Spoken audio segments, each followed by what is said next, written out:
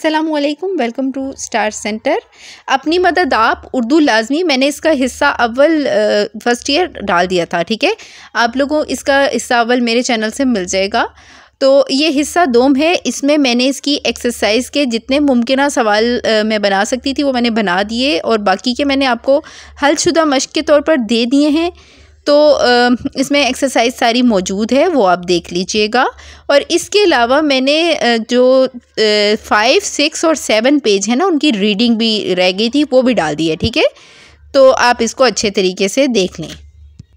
Page number 5 है मेरे पास। इस वक्त तक कोई मुस्तकिल और बर्ताव में आने के काबिल नतीजा इस्लाह व तरक्की का कौम में पैदा नहीं हो सकता, गो कैसी ही उम्दा तब्दीलियाँ गवर्नमेंट या इंतज़ाम में की जावें, वो तब्दीलियाँ फ़ानूस ख़याल से कुछ ज़्यादा रुतबा नहीं रखती। फ़ानूस कहते हैं रोशन को, ठीक है, जिसमें तरह तरह की तस्वीरें फिरती हुई दिखाई देती हैं, मगर जब देखो तो कुछ भी नहीं।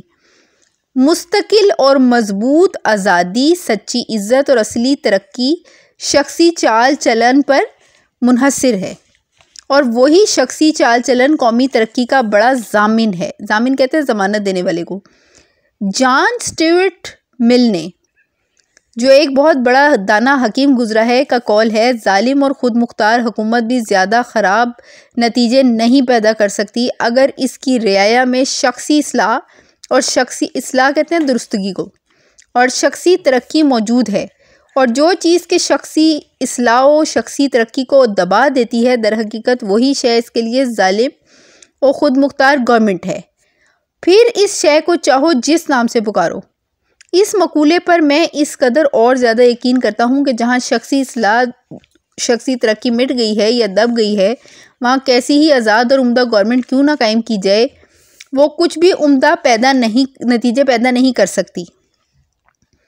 यानी इस पूरे पैराग्राफ की तशरीह ये बनती है कि यहाँ पे वो ये कह रहे हैं कि बेशक गवर्नमेंट आपकी जालिम हो, लेकिन अगर आवाम के अंदर शऊर हो और आवाम जो है वो ऑनेस्ट हो, यानी ईमानदार हो और धोखा ना करती हो, और अपने काम और अपने किरदार को सही रखे, तो कोई बुरी गवर्नमेंट भी उसका कुछ नहीं बिगाड़ सकती।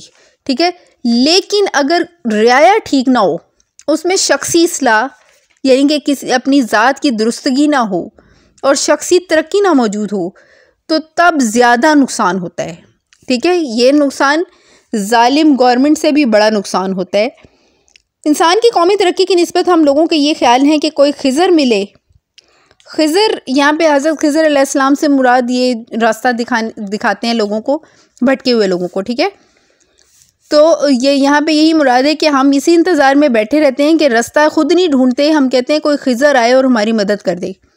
गवर्नमेंट फयाज़ हो, फयाज़ कहते हैं खुले दिल वाली, बहुत ज़्यादा खुला खर्च करने वाली, और हमारे सब काम कर दे।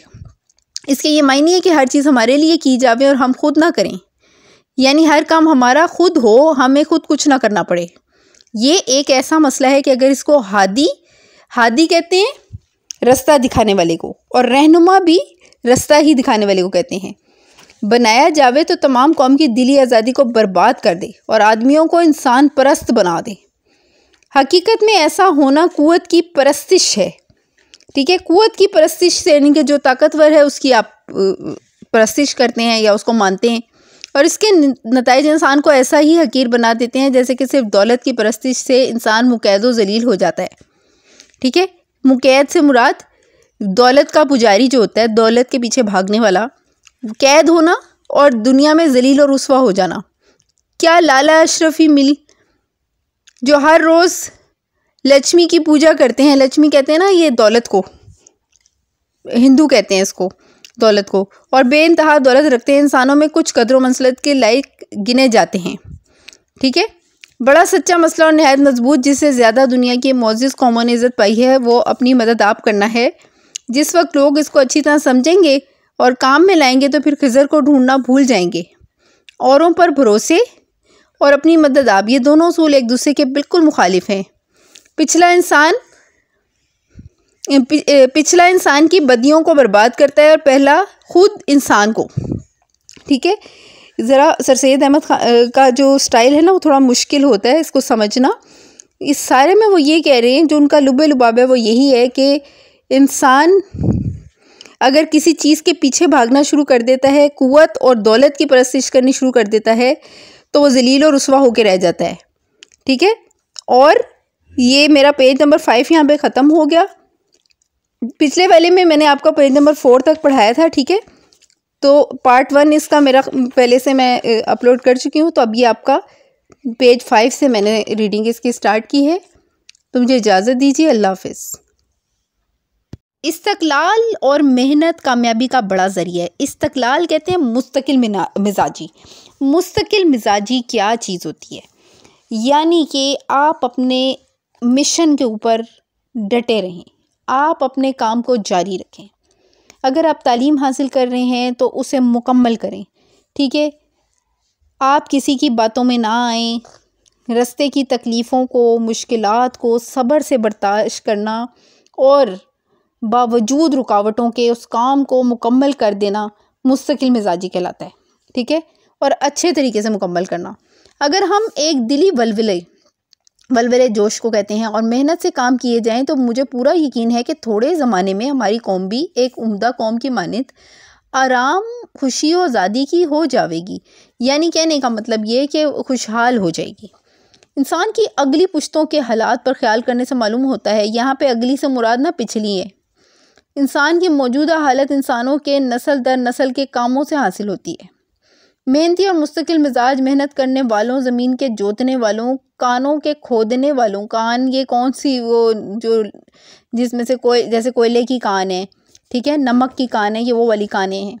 नई नई बातों की जात करने वालों, मख्फी कहते हैं छुपी हुई, मख्फी बातों को ढूंढ कर निकालने वालों, अलाते जरसकील से काम लेने वालों। अलाते जरसकील से मुराद ना बड़ी बड़ी भारी बोझ उठाने वाली मशीनें हैं, यानी जैसे क्रेन, मिसाल के तौर पे क्रेन वगैरह।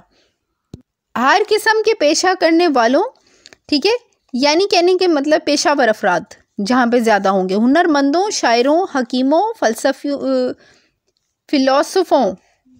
मुल्की मुंतज़मीन ने इंसान को मौजूदा तरक्की की हालत पे पहुँचाने में बड़ी मदद दी है। ठीक है, एक नस्ल ने दूसरी नस्ल की मेहनत पर इमारत बनाई है और इसको एक आला दर्जे पर पहुंचाया है। अब एक बात आप याद रखें, मिसाल के तौर पर बीज, एक नस्ल में से मिसाल के तौर पर किसी के दादा ने अगर बीज बोया है ना, तो बेटा जो है वो उसको पानी देता रहेगा। पहले वो ख़ुद उसके मेहनत करेंगे, ठीक है, या बाग लगाया है किसी ने, तो फिर उनकी नस्लें यानी उनके पोते और उनकी औलादें और फिर उनकी औलादें जो हैं वो उसका फल खाएंगी। ठीक है, लेकिन वो फल भी उनको तभी उम्दा हालत में मिलता रहेगा जब वो भी उसकी देखभाल करते रहेंगे। ठीक है, उसे हरा भरा रखने की कोशिश करते रहेंगे। इसी तरह कोई कारोबार है, तो अगर एक नस्ल कारोबार को खड़ा करने में, उसको तरक्की करने में, मजबूत करने में अपनी मेहनत लगाती है, तो उनकी दूसरी नस्लें उसका फ़ायदा उठाती हैं। लेकिन अगर पहली ही नस्ल काम ही नहीं करना चाहती, तो फिर ज़ाहिरी सी बात है कि अगली नस्लों की तो उससे भी बुरी हालत होगी। ये भी कह रहे हैं।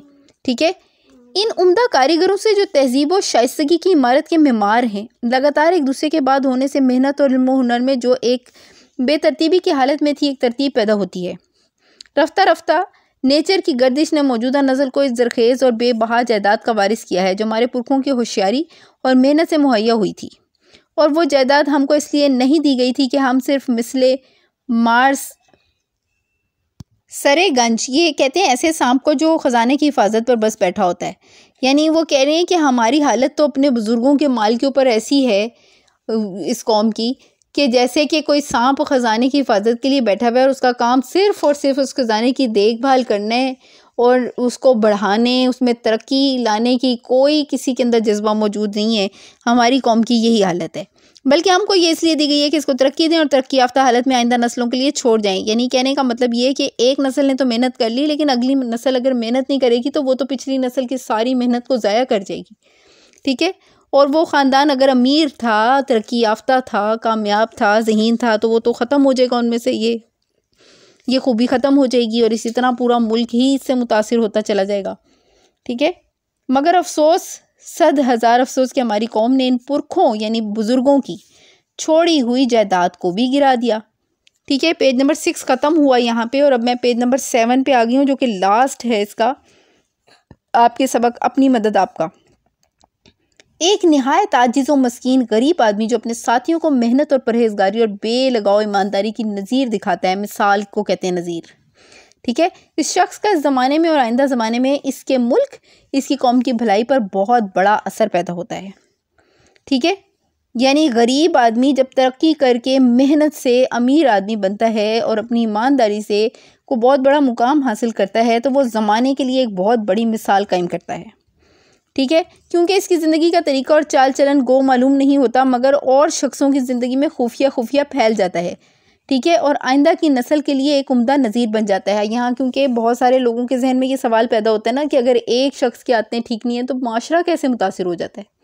ठीक है, तो उन्होंने उसी का जवाब दिया है कि जैसे कोई आदमी मेहनत करके गरीब होता है, आजिज़ होता है, मस्कीन होता है और वो किसी बड़े मुकाम पर पहुंचता है, तो लोग चुपके चुपके दिल में उसके कायल हो जाते हैं और वो उसी जैसी आदतें अपनाते हैं और आहिस्ता आहिस्ता अपने अमल को दुरुस्त करने लगते हैं, क्योंकि उस शख्स ने ऐसा करके तरक्की की थी तो हम भी इसको फॉलो करें। ठीक है, इसकी पैरवी करें ताकि हम भी तरक्की कर जाएं। ठीक है, तो इस तरह पूरा मुआशरा अच्छी मिसाल कायम करने के काबिल बन जाता है। ठीक है, और आइंदा की नस्ल के लिए वो शख्स एक उम्दा मिसाल बन जाता है, यानी हर बार उसी शख्स, पहले शख्स का नाम लिया जाता है जिसने ये मेहनत शुरू की थी। हर रोज़ के तजर्बे से ये बात मालूम होती है कि शख्सी चाल चलन ही में ये कुव्वत है कि दूसरे की ज़िंदगी, बर्ताव और चाल चलन पर कवि कहते हैं ताकतवर को असर पैदा करता है। हकीकत में यही एक उम्दा अमली तालीम है। ठीक है, यानी कि हमें हर रोज़ के तजर्बे से ये मालूम होता है कि एक शख्स में अगर ये कुव्वत है कि दूसरे की ज़िंदगी, बर्ताव और चाल चलन पर कभी असर पैदा करे, और हकीकत में यही एक उम्दा अमली तालीम है। यानी अमली तौर पर तालीम आप कैसे दे सकते हैं, यानी मेहनत करके और तरक्की करके जब आप दिखाते हैं अमली नमूना लोगों को, तो लोग उससे मुतासिर ज़रूर होते हैं। जब हम इस अमली तालीम का इल्मी तालीम से मुकाबला करते हैं, तो मकतबों, मदरसे और मदरसातुल उलूम कॉलेज की तालीम इस अमली तालीम की इब्तदाई तालीम मालूम होती है।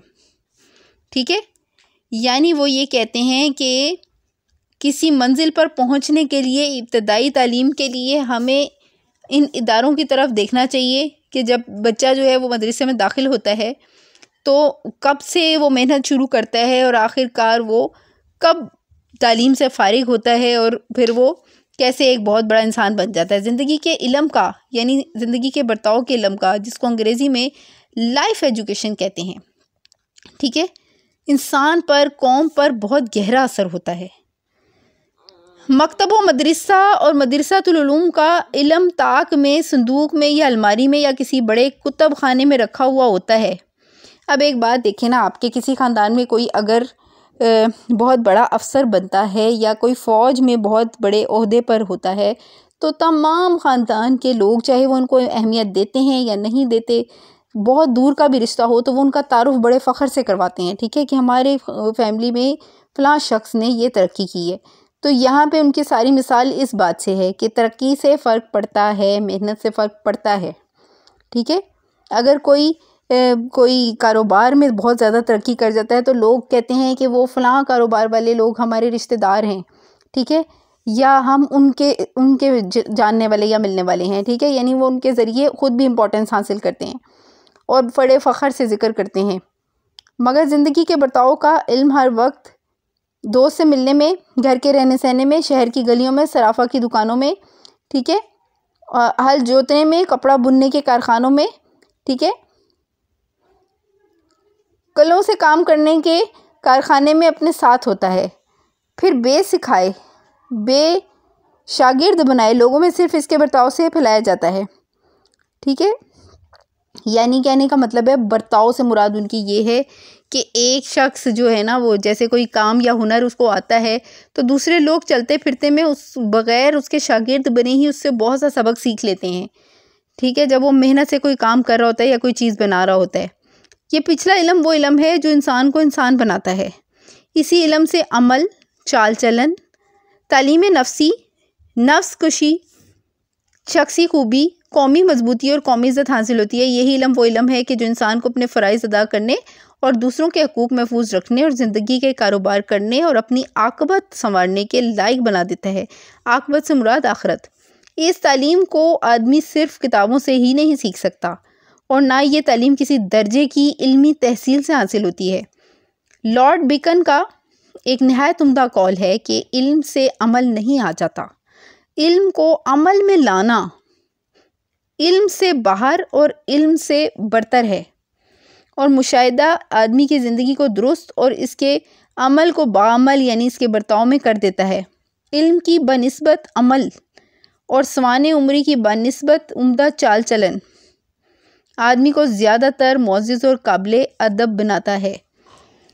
इस सारी बात का मतलब ये है कि इंसान का जो अमल है ना, अगर कोई शख्स कोई इल्म सीखता है या हासिल करता है और उसका अमल उसकी शख्सियत में नज़र नहीं आता तो वो इल्म उसके लिए बेकार है। ठीक है, यानी कि ऐसा शख्स ज़्यादा बेहतर है जिसके अमल से लोग सबक सीखते हैं। ठीक, यानी कि सर सैयद अहमद ख़ान ज़्यादा अमल के ऊपर तवज्जो दे रहे हैं। वो कह रहे हैं आपका इखलाक अच्छा होना चाहिए और आपका अमल बहुत अच्छा होना चाहिए। ठीक है, वो हमें ज़िंदगी का एक रुख दिखा रहे हैं। ठीक है, कि ऐसे चंद लोग जिनसे दूसरे लोग मुतासिर होते हैं और फिर रहती दुनिया तक उनकी मिसालें दी जाती हैं। ठीक है, तो इनका अमल चुपके चुपके लोगों के दिल में घर कर जाता है और फिर लोग उनको उनकी पैरवी करते हुए चिराग से चिराग जलने वाली मिसाल की मानिंद आगे से आगे बढ़ते चले जाते हैं। ठीक है, जैसे कोई शख्स पढ़ लिख कर अपने ख़ानदान की हालत बदलता है, तरक्की करता है, कोई चीज़ ईजाद करता है या बनाता है, तो दूसरे लोग सोचते हैं कि अगर ये शख्स इतने बुरे हालात में भी मेहनत करके तरक्की कर गया तो हम क्यों नहीं कर सकते। और उन्हें थोड़ा बहुत एहसास होता है और इस एहसास के तहत काफ़ी हद तक उनमें भी बेहतरी पैदा हो जाती है। इनके ख्याल में ये एक मुसलसल और सुस्त अमल है। ठीक है, लेकिन जब एक इंसान मुस्तकिल अमल अच्छा करता है तो दूसरों के दिल में घर करता जाता है। लोग इसे और इसके अमल को पसंद करने लगते हैं। यही पसंदीदगी लोगों में इस अमल की पैरवी का शौक़ पैदा करती है। यूँ लोग इसकी देखा देखी वो काम शुरू कर देते हैं, 1 से 2 और 2 से 4 बनने का अमल शुरू हो जाता है। ठीक है, और फिर इससे 10 लोग मुतासिर होते हैं और यूँ सिलसिला आगे से आगे बढ़ता चला जाता है। ठीक है, ये सबक आप लोगों का अपनी मदद आप जो कि सर सैयद अहमद ख़ान ने लिखा था और जो कौमों की हालत बदलने के ऊपर था।